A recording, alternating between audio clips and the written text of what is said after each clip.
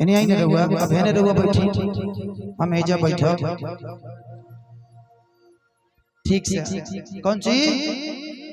ना प्यार से एक औरत बाड़ी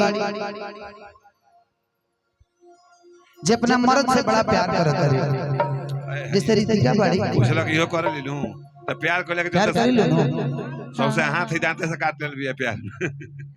प्यार की कौन सी बाबा हाथ उगाड़ के करते कर सब दांते से काट के खराब कर लिया प्यार ना इना ये प्यार के दांते से काट के नहीं खराब कर जब जब मर्द बाहर जाता है रोटियां कहते ही राजा बड़ा प्यार से बुलाओ तब तब मर्द कहता ई जैसे कहले ए जी सुनी ना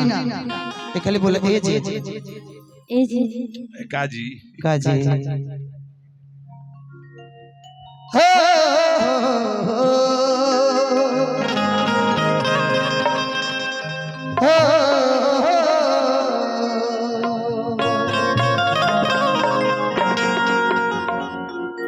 किए जी सुनी ए जी सुनी जब कही के बोलावे लुता हरे साचो बड़ा नीक लागेला।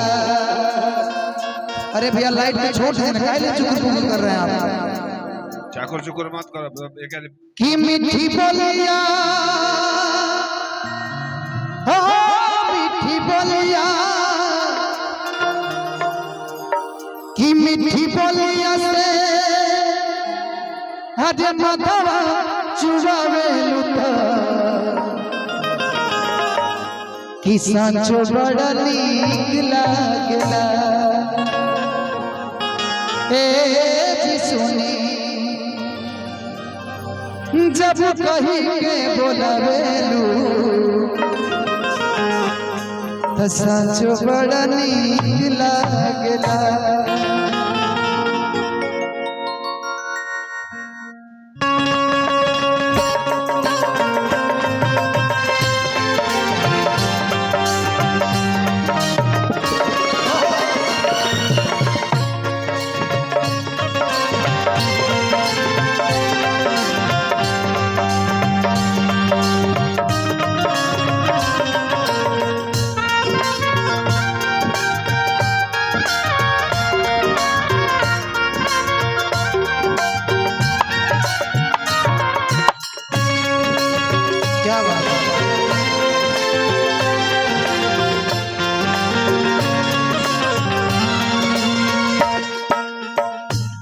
औरतिया कहती है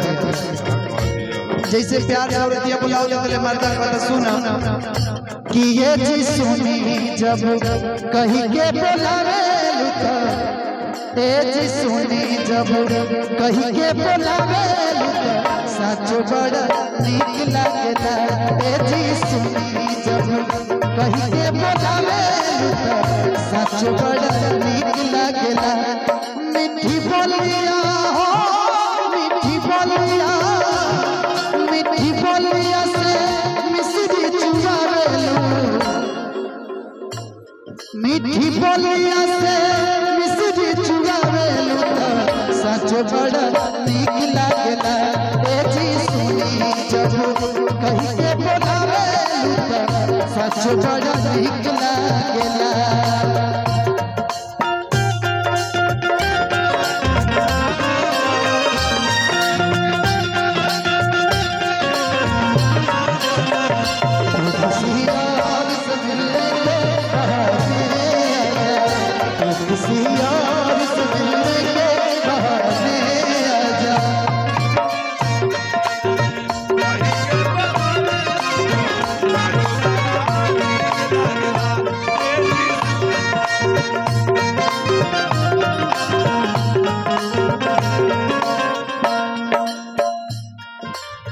मर्दा का सुना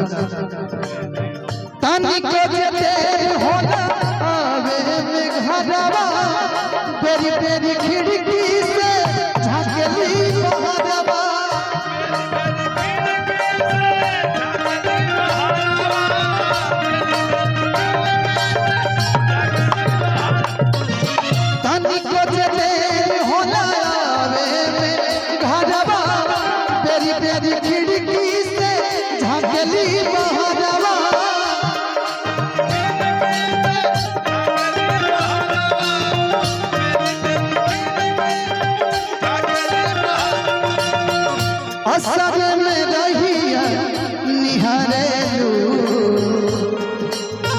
असर में नहीं निहारे लुत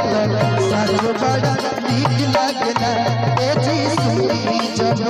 कहीं के बोलावे लुत साचो बड़ा नीक लागला ए जी सुनी जब कहीं के बोलावे लुत साचो बड़ा नीक लागला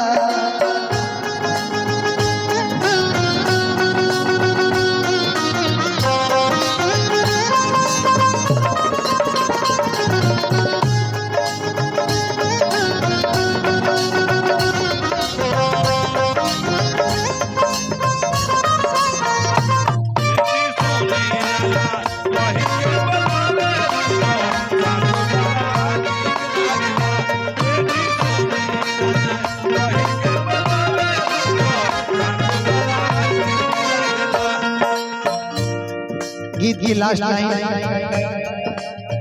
फूल ही फरियावा में जेवना सजाई के लगही बैठ चालू मछिया लगाई के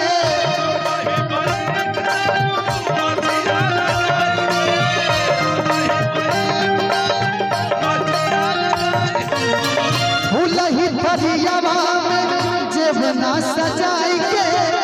लगही बैठ चालू मछिया लगाई के